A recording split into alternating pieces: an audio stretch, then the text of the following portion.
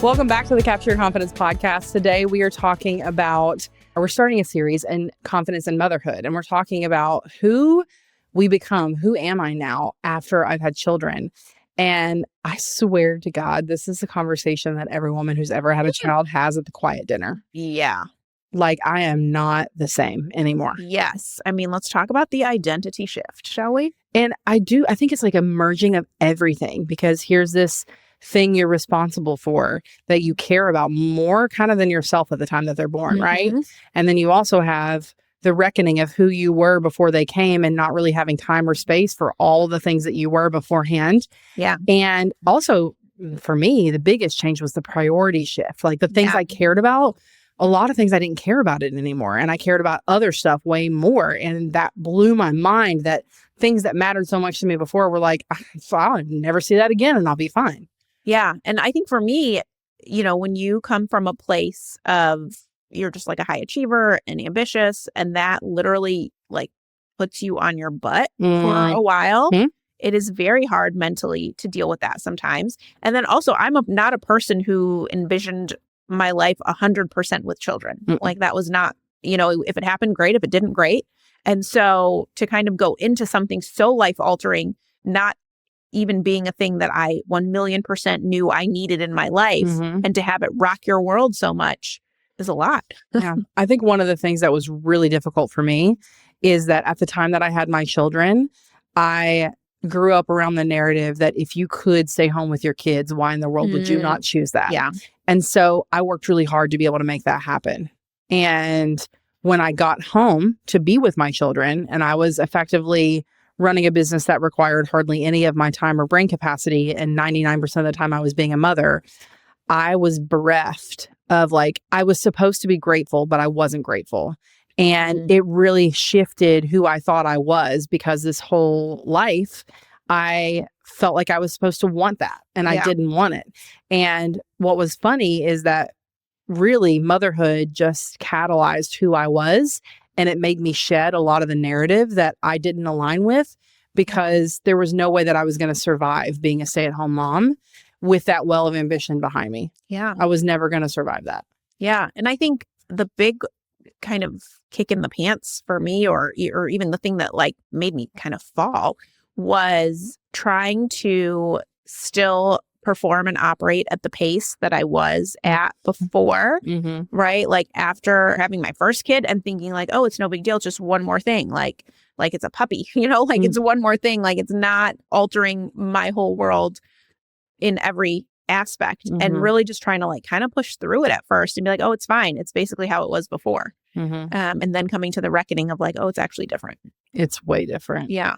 And again, like the things that I thought I was going to care about, I didn't care about anymore. Or maybe things just got really clear for me. So for example, when I had my daughter, immediately after I had her, I knew my career that I was in. I was like, oh no, that ain't it. Like I am absolutely not willing to leave her for that. Yeah. And so I just had clarity on what I wanted and what was important to me. Like it was definitive after motherhood. Whereas before it's like, I don't know, like it's a good job, but the people are nice, like whatever. And then the next thing I know, I'm like, hell nah. Yeah. You know? Yeah. What do you think was kind of the hardest part? Because I think there are people who listen to our podcast who are earlier on in their motherhood journeys than we are right now.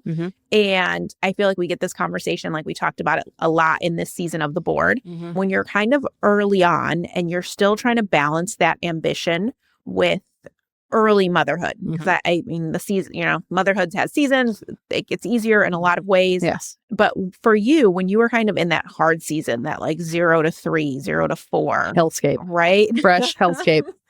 Like what was both the hardest and the most helpful thing in navigating that? The hardest thing was having the mental capacity to do the things that I wanted, but not being able to dedicate the time to it because of how much they needed me. Yeah. So like, for example, I was building these businesses while my kids were 0 to 3, and I really was so excited about the businesses and I wanted to pour into them. But then my children were home with me and they were under 3 and there were 2 of them. So I had to like stop what I was doing all the time to support them, because that's being a mother. and somebody's got to feed these kids and take care of them, right? And so I couldn't just be like 5 more minutes, where today I can be like 5 more minutes and my children will respect that and allow me to do it. And I think the hardest thing was like that frustration, that resentment of like wanting to be able to run sprint in my business. And I literally physically could not, because they needed me so much. And so I did feel like a horse on a leash for a really long time, like a caged like beast that really wants to go. It was so hard. And so for me, I felt mentally like, I can do this. I know I could be so successful. I know I can do these things, but I just, every time I get a good rhythm going, y'all need something, you know? And it's so interesting because I didn't know you that well back then, but now, right, what is like the best thing you bring to your work is the ethic, right? And the head down, deep in the zone, getting stuff done, right? And so now, because I know you, I know that's at your core, and now I'm putting that with what real life is like with infants, and I'm like, oh yeah, that probably didn't feel great for you. And which is why it's so funny. I tell this story, but whenever the kids were really little, they were 2 under 2. I mean, it was little. And I had a conversation with Reagan Walsh, our friend who's a life coach. And I was like, I feel like I need a life coach. I'm miserable. And I'm telling her the circumstances. She's like, baby child, you do not need a life coach. You know exactly what you want. You need a babysitter. Go and hire one. And that, it radically, it changed that permission, because I felt like I wasn't allowed. Like, why in the world would I want a babysitter when I work so hard to be able to be here with them? Oh my God. Like, if I could give you one thing as a mother, don't let anyone tell you what the right circumstance is for your day-to-day mix of how much time you spend parenting and how much time you spend doing whatever the hell else it is that you want to do. Because literally, you're the only person that knows the real mix for you, and everybody's going to have opinions about it, and they can't really tell you what you need. No, I totally agree. Did you, when you got your childcare, like more consistent childcare when they were little, did you find it easier to kind of operate more in alignment? And were you like, oh, I figured like that was the thing, like that helped? It was like a light switch. It changed everything, because I knew I had protected periods of time where I could pour into the thing that I wanted. And then my children had protected periods of time where I could give them every ounce of my attention and energy. And it was enough for me. I mean, I think I'm the kind of person that edges on the side of like allowing business to take over the other parts of her life. But I will say that, like, knowing I had 6 hours to sprint in business, like, it was enough for me to get by in that time period and still be present with them, right? And that every single child season has changed so much what work-life balance looks like. And, you know, toggling careers, you know, 2 entrepreneurs in our family, right? And so we're both running businesses, and the running joke is we can't both sprint at the same time. And so we always have to like look at each other and like acknowledge who's sprinting and who's gonna run point with these kiddos. You know, it's really hard. And I mean, you bring up a great point about seasons, because, you know, I probably would not have believed it initially, but it's drastically different just a couple years. It's so different now. The struggles, the wins, what's easy, what's difficult, it can radically change in a short period of time. But it feels like it's so slow. Especially when they're little. Gosh, if you have little kids, if you have kids under 3, I just want to send you like the biggest like Hunger Games salute. It is so hard when they are that little and they require you for every single thing. You know, my kids, I take for granted now my kids dress themselves. My kids can get things out of the fridge to feed themselves. If I need to run out of the house for 10 minutes to go down to the bottom of the hill to get something at the grocery store, they are big enough that they can be here and I can do that. I mean, it's wild how it's not like I don't want to call it a prison when you have little kids, but like you're shackled. Like that's everything that you do, you have to take a consideration of what all they need and what you have to bring with them and why you get the timing. Oh my God, the nap timing. God. I mean, yes. And, you know, one thing I did not have, like, I didn't have someone tell me it was so hard. Like, I think I had everything around me was, oh my God. No, they said, soak it up. Yes. They're little, only little ones. I can't stand you. And tell you what, if you ever tell a new mom, soak it up, I'm going to punch you in the throat. You're the worst. It was not helpful, right? Or I would be stressed about something and, you know, someone would be like, oh, just bring them anyway. Like, don't worry about the nap. They'll be fine, right? Someone like without children or their kids are older than they've forgotten. Oh my God. Have you met a kid that missed their nap? Right. Hell on wheels. And so, I mean, I'm like very glad I stuck to my guns because Yeah. my kids are excellent sleepers now. Yeah. But, I did not have someone say it's hard. Yeah. So like, if you're listening to this and you're in that season, like, maybe put this podcast on the shelf for a couple years and then come back. Because it's hard and this does not apply to every season of parenting. Yeah.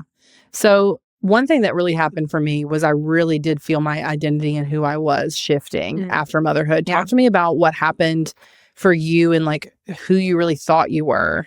Yeah. It's interesting. So before I had my kids, I was like very involved community wise, right? Like She's a yes girl. Yes, for sure. I was on several boards. I was decades younger than most people on these boards. I was so active in the legal community, in the political community, in the nonprofit space. Like I was doing a lot. It wasn't cool to say no back then. There just was not this like work-life balance. It was like not a thing. And also I was single and didn't have kids. And I lived 2 blocks from the courthouse and 2 blocks from like where I worked. So there was no reason to say no. Yeah. So I just said yes to everything. And I also was like kind of proud that I could. Like, I don't have those kids. I don't have all those problems. Stephanie's reliable. Right? Yes. Stephanie will always show up and do the thing. Like, I don't have those kids that you have. Like, I can work until 6 and take the project and, get back here at 8 a.m. tomorrow without issue. So I think that was like a badge of honor. Yeah. And so then when I came back from my first maternity leave, people didn't ask me to do as much stuff. And I was so angry about that because I still carried this. I can still do it. Like, why would it let me figure it out? Like, I can figure out my childcare. Like, why wouldn't you invite me to speak at this thing because it's in the evening? And I really disliked that. And so to this day, I will ask, even if you had a baby yesterday and you're part of the team, like you can make the call, but like I will ask you if you want to participate. Well, yeah, it's like you just don't want someone taking your decisions off your plate. Like, let me decide what I can do. Yeah. So, I mean, to me, that was like the roughest part was like trying to reconcile. I felt like other people were trying to be kind and like putting me in a box that I did not want to be in. Right. Like I can figure it out. I actually love daycare. Right. I don't mind sending my babies to daycare. So like, let me figure it out. And so that to me was like a tough transition. And then also, I mean, obviously going from 1 to 2 and having them so close together, like that, of course, rocks your world. Yeah. 0 stars. Do not recommend. Right. Our kids are the same age difference. And wow, what were we thinking? I don't know. We weren't, but it's cute now. It's fun now. Sure. But sure. First couple of years are a little rough. Yeah, for sure. And I mean, I'm glad I got through that time period shorter, like instead of drawing it out and doing it over and over again, but it sucked. Yeah. So did you feel like you went through a time period where you missed who you were? Yes. I would say when my daughter, my second child was born, then I was like, okay, maybe I like can't do all the things quite as much. Because also too, in that season, my kids were little and close together. I had 2 stepkids who were with us half the time. And my husband was traveling internationally every once in a while or to New York or, he was just traveling a decent amount. And this was pre-COVID. So people were working all the time. There was no real work from home. And so that felt very stressful.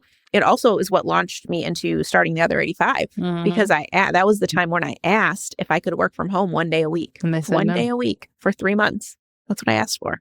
And they said no. And then I quit. My girl. And that's how the Other 85 was born. Don't you just want to say thank you so much? I do. Thank you so much for your inflexibility and for seeing so little value in me that you couldn't give me 12 days. Yeah. 12 days to still do my job in a different location. Yeah. Thank you so much. Yeah. The solution that I was met with, they said, we can't do that, but you can work 4 10-hour days in the office. With a newborn.